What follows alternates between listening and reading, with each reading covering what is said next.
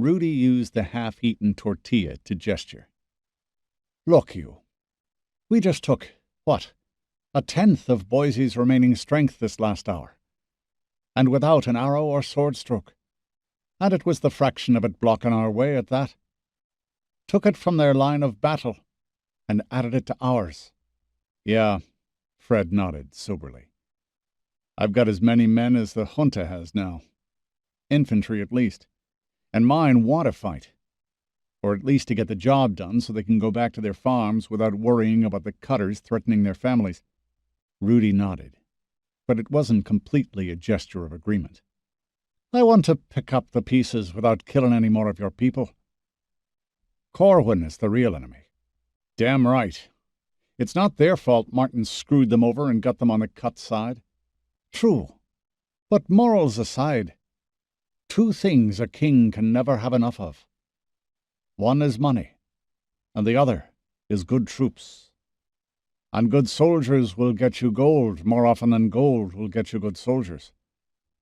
As my foster father, Sir Nigel, is fond of saying, I want those men fighting for us."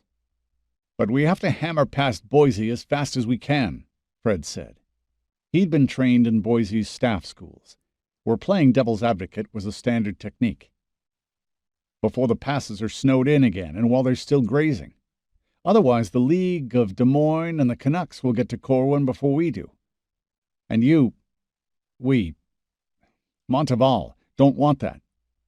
"No. Though the Lakota will be with them, and they're part of Montival now, keeping our spoon in that stew pot across the Rockies.